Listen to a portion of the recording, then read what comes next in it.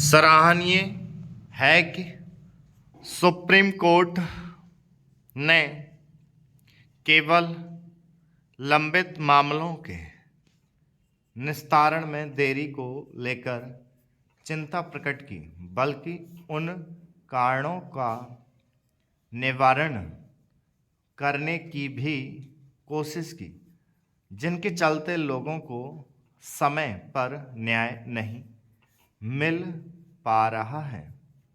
यह सामान्य बात नहीं कि निचली अदालतों से लेकर सुप्रीम कोर्ट तक में लंबित मुकदमों की संख्या 5 करोड़ के आंकड़े को पार कर गई है।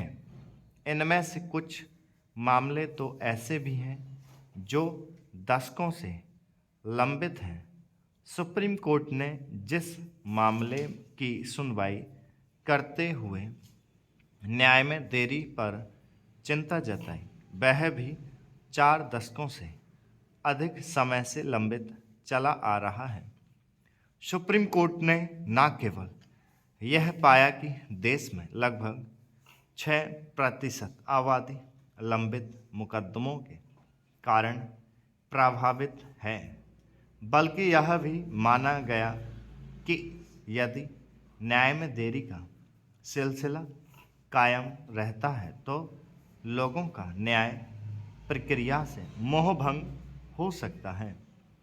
सच तो यह है कि ऐसा होने भी लगा है, और इसका कारण यह है कि छोटे छोटे मामलों के निस्तारण में दशकों बीत जाते हैं। न्याय में देरी से केवल लोगों को परेशान ही नहीं उठानी पड़ती, बल्कि लंबित मुकदमे किसी न किसी स्तर पर राष्ट्र की प्रगति में बाधक भी बनते हैं। निश्चित रूप से लोगों को समय पर न्याय उपलब्ध कराने के लिए एक साथ कई प्रयास करने की आवश्यकता है। आवश्यकता केवल न्यायाधीशों की संख्या बढ़ाने और अदालतों को आवश्यक संसाधन उपलब्ध कराने की ही नहीं है, बल्कि तारीख पर तारीख के सिलसिले को रोकने की भी है। इसकी अनदेखी नहीं की जा सकती कि गवाहों की अनुपस्थिति बिना किसी उचित कारण स्थगन देने और वकीलों की भूमिका के साथ अंग्रेजों के जमाने की दंड संहिता और न्याय प्रक्रिया संहिता की खामियां भी हैं।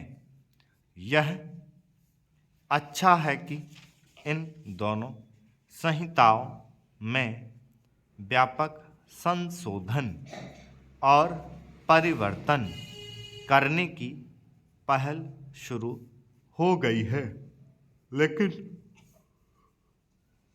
बात तभी बनेगी जब ऐसी कोई व्यवस्था की जाएगी जिससे एक निश्चित समय में न्याय देना सुनिश्चित किया जाएगा। निस्संदेह इसकी आवश्यकता थी कि उन कारणों की तह में जाए जिनके मुकदमे चलते लंबे खिंचते रहते हैं।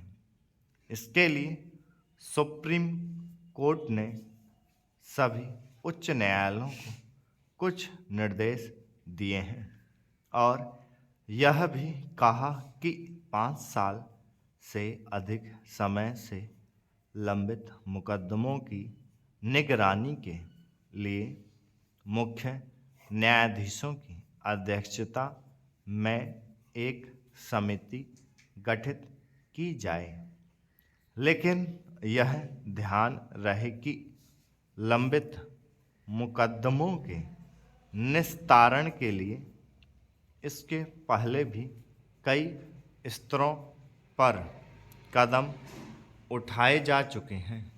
स्टॉप।